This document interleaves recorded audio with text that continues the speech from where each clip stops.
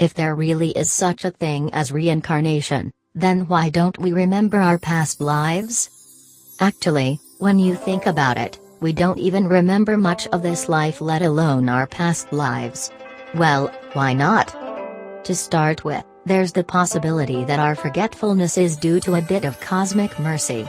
Our fragile minds probably couldn't simultaneously process all the memories, the joys, pains, humiliations, triumphs, confusion, doubts, information, wounds, and so forth connected to this and other lifetimes. We would become overloaded and unbalanced. How could we ever know productivity, happiness, contentment in the here and now if we are constantly besieged by the past? Notwithstanding that some people like to torture themselves and others by bringing up the past on a regular basis. A little self-control, please. The memories of this life and our past lives are all there under lock and key for our own protection.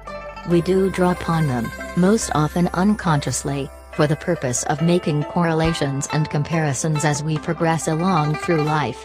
And those past lives are definitely influencing us without us trying to recall them. Do you have your irrational fear of spiders? An almost instant dislike for a new coworker? A love of all things Native American? Yes, as you sit there reading this, you are the sum total of everything you have always been. Awesome, huh? If you are interested, you can begin to unravel the mystery of your former lives.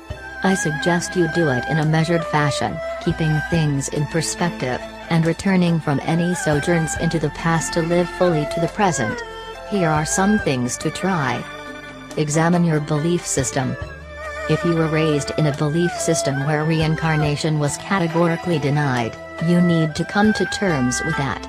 Your mind is going to block any attempts of getting to the past because you've been programmed to believe that there is no past. Get a past life journal.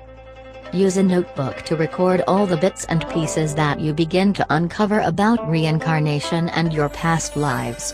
Here's an example. Helped my son with a project about Mount Vesuvius before dinner, and that very same night I saw a made-for-TV documentary on the destruction of Pompeii. What a coincidence. Especially in light of the fact that I have no love for volcanoes. Brought up a memory of seeing a mummified corpse from Pompeii in a museum when I was a child. Ugh.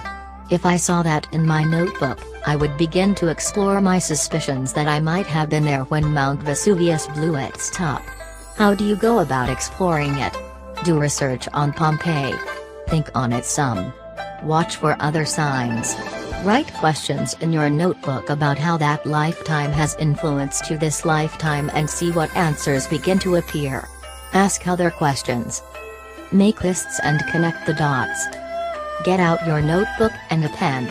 Start making lists of all the things you love, like, and hate, dislike, people, places, periods of history, foods, sense memories. For example, I hate being cold, styles of clothing, and on and on.